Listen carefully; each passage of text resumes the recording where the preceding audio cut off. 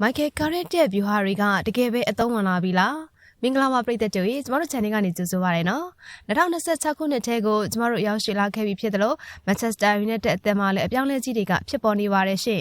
အထူးသဖြင့်တော့ပြီးခဲ့တဲ့ရက်ပိုင်းက Arsenal ကိုအဝေးကွင်းမှာ3-2နဲ့အနိုင်ယူခဲ့တဲ့ပွဲစဉ်ကတော့ပရိသတ်တွေကိုအကြီးအကျယ်ကိုစိတ်လှုပ်ရှားရင်ခုန်စေခဲ့တာကတော့အမှန်ပါပဲရှင်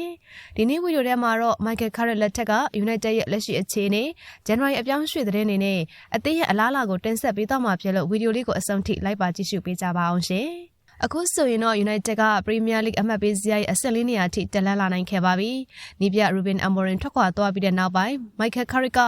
အသင်းကိုတာဝန်ယူခဲ့ပြီးတော့ January လအတွင်းမှာ Man City ကို2ဂိုးမရှိ Arsenal ကို3-2နဲ့အနိုင်ရရှိအောင်လို့စွမ်းဆောင်ပေးထားပါတယ်။အထူးသဖြင့် Bryan Mbeumo နဲ့Matheus Cunha တို့ရဲ့အတွက်ဖက်ကတကယ်ကိုကြောက်စရာကောင်းလွန်းနေပါတယ်ရှင့်။ဒါ့အပြင်လူငယ်ကျယ်ဝင့်မိန်နူးနဲ့တောင်ပန်ကစားသမားဒိုဂရိုရဲ့ခြေစွမ်းဟာလည်းအသင်းအတွက်အဓိကအသက်ရှူပေါက်တွေဖြစ်လာခဲ့ပါတယ်။အပြောင်းရွှေ့တဲ့နေအရာ United ကဒီ January လမှာကစားသမားသစ်ခေါ်ယူဖို့ထက်အသင်းသားဟောင်းတွေကိုပြန်လည်အသုံးချဖို့ပို့ပြီးတော့အားသာနေပါတယ်။ Ethan Wadley နဲ့ Corrado ကိုအငှားချထားခဲ့ရကနေပြန်ခေါ်ခဲ့ပြီးတော့အသင်းကိုအံ့အားဖြည့်ထားပါတယ်။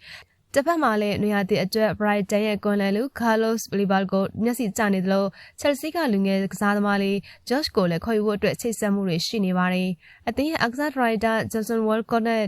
CEO တို့ကတော့2026နေရာသစ်မှာအသင်းကိုထိပ်တန်းအဆင့်ရောက်စေဖို့အတွက်ရည်ရှိစီမံကိန်းတွေချမှတ်နေတာကိုတွေ့ရပါတယ်။2026ရဲ့ United ဟာ